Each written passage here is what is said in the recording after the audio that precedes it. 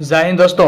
आज की इस वीडियो में हम आपको बताने वाले हैं कि अगर आपका बैंक एसबीआई में है यानी स्टेट बैंक ऑफ इंडिया में है तो आपका अगर केवाईसी नहीं हुआ है, अगर केवाईसी कर दिए हैं फिर भी से मतलब 1-2 साल के बाद आपको केवाईसी मांग रहा है तो केवाईसी फॉर्म को कैसे भरेंगे वो मैं आपको इस वीडियो में बताने वाला हूं। ठीक है, तो सबसे पहले ये फॉर्म आपको अपने ही बैंक में मिल जाएगा। देखिए ध्यान समझिएगा, किसी किसी बैंक में शाखा का नाम नहीं लिखा रहता है और किसी किसी में लिखा रहता है। जैसे मेरा बैंक जहाँ है उसका शाखा का नाम राजनगर है तो यहाँ पर लिखा है पहले से। ठीक है, तो किसी किसी बैंक का फॉर्म में नहीं लिखा रहता है तो अपने ब्रांच का आप नाम यहाँ पर नहीं लिखा रहेगा तो आप लिख लेंगे। ठीक है, सबसे पहले एक आप अपना एक कलर फोटो यहाँ पर लगा देना। ठीक है, जो भी आपका फोटो हो 6 महीना वाला वो लगा देना। ठीक है, ये नहीं 2-3 साल पुराना लगा दीजिएगा तो केवाईसी नहीं होगा। ठीक है, यहाँ पर लिखा है अकाउंट नंबर तो आप अपना अकाउंट नंबर यहाँ पर लिख देंगे। ठीक है, मैं समझाने के लिए लिख रहा हूँ, किसी का अकाउंट नंबर मैं यहाँ पर पर्सनल नहीं लिख सकता। ठीक है, ये यूट्यूब खिलाफ होता है।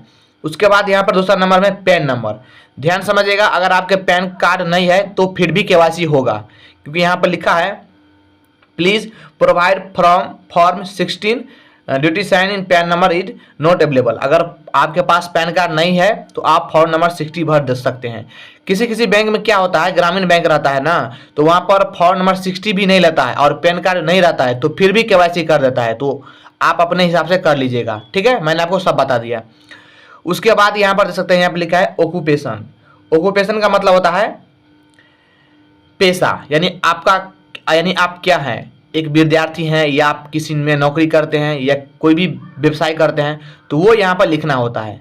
लेकिन मैं किसी स्टूडेंट का फॉर्म भर रहा हूँ तो यहाँ पर स्टूडेंट लिखा हूँ। ठीक है, तो मैं यहाँ पर स्टूडेंट लिख दिया हूँ। अगर आप स्टूडेंट है, अगर आपका यहाँ पर उसके बाद लिखा है चौथा नंबर में एनुअल इनकम, इसका मतलब होता है वार्षिक आय, यानी एक साल में आप कितना कमा लेते हैं। ठीक है, अगर कमा लेते हैं तो आप यहाँ पर मेंटेन कर देंगे। ठीक है, अगर नहीं कमाते हैं तो आप इसको खाली छोड़ देंगे क्योंकि आप स्टूडेंट हैं। ठीक है, उसके बाद 5वां नंबर में है KYC document submit self certified. ठीक है, यानी इसमें से आप कौन सा डॉक्यूमेंट लगाना चाहते हैं, जैसे है passport, driving licence, voter identity card, NREGA card. ठीक है, letter of national population register. उसके बाद है profession of Aadhaar, proof of Aadhaar. ठीक है, तो सबसे जो बढ़िया होता है ना वो होता है आधार कार्ड देकर आपको आसानी से केवाईसी हो जाएगा। ठीक है, तो आप इस पर टिक मार लेंगे। ठीक है, तो यहाँ पर आप आधार कार्ड वाले पे टिक मारे हैं तो उसके नीचे में क्या लिखा है, केवाईसी डॉक्यूमेंट नंबर, तो आपको यहाँ पर आधार नंबर देना होगा। ध्यान समझिएगा, अगर आप वोटर आईडी कार्ड में टिक मारेंगे तो वोटर आईडी कार्ड का नंबर यहाँ पर लिखना पड़ेगा, लेकिन हमने यहाँ पर आधार कार्ड वाले पर टिक मारे हैं तो उसका नंबर यहाँ पर लिखेंगे हम। ठीक है, ये बात आपको ध्यान रखना। इसके साथ साथ बताऊंगा कि इसके साथ डॉक्यूमेंट क्या लगता है वो भी बताऊंगा, तो वीडियो को आप पूरा देखिए तभी आपको समझ जाएगा, नहीं तो छोड़ सकते हैं आप। ठीक है, चलिए उसके बाद 6ठा नंबर में है कस्टमर डिक्लेरेशन, आप इनको पढ़ लीजिएगा। ठीक है, उसके साथ यहाँ पर सकते हैं, यहाँ पर लिखा है डेट, यानी आप जिस तारीख को इस फॉर्म को जमा करेंगे बैंक में उस तारीख का डेट डालना होगा आपको।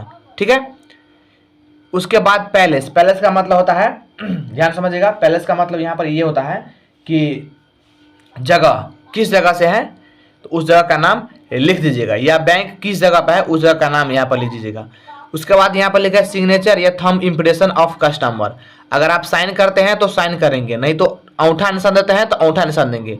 लेकिन बात आपको एक ध्यान रखना है, अगर आप बैंक में अंग्रेजी में साइन करते हैं तो अंग्रेजी में करेंगे, अगर हिंदी में करते हैं तो हिंदी में साइन करेंगे, नहीं तो केवाईसी नहीं होगा। अगर बैंक में आपने पैसा कभी निकाला है हिंदी में करके साइन, या खुलवाए थे खाता तो हिंदी में किए थे और आपने यहाँ पर अंग्रेजी में कर दिया तो केवाईसी नहीं होगा, ये बात आपको ध्यान रखना होगा। ठीक है, उसके बाद यहाँ पर लिखा है नेम। नेम यानी आपका जो भी नाम है वो कैपिटल में आप अपने पासबुक में दे करके नाम भर दीजिएगा।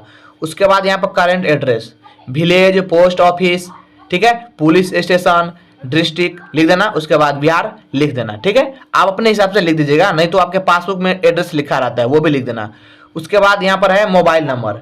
ठीक है, जो भी आपका मोबाइल नंबर है या मोबाइल नंबर आप दूसरा भी देना चाहते हैं तो आप यहाँ पर दे देंगे तो वो मोबाइल नंबर अपडेट हो जाएगा। उसके बाद अगर आपके पास ईमेल आईडी है तो आप ईमेल आईडी मेंटेन यहाँ पर कर सकते हैं, अगर नहीं है तो छोड़ भी सकते हैं, यहाँ पर कंपलसरी नहीं है।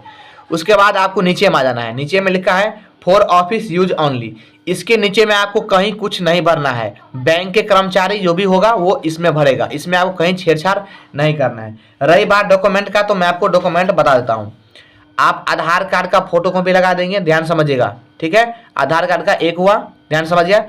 दूसरा आपका बैंक पासबुक का, ठीक है, बैंक पासबुक का फोटो कॉपी लगा देना है, ठीक है। और एक यहाँ पर आपको फोटो चिपका देना है, ठीक है।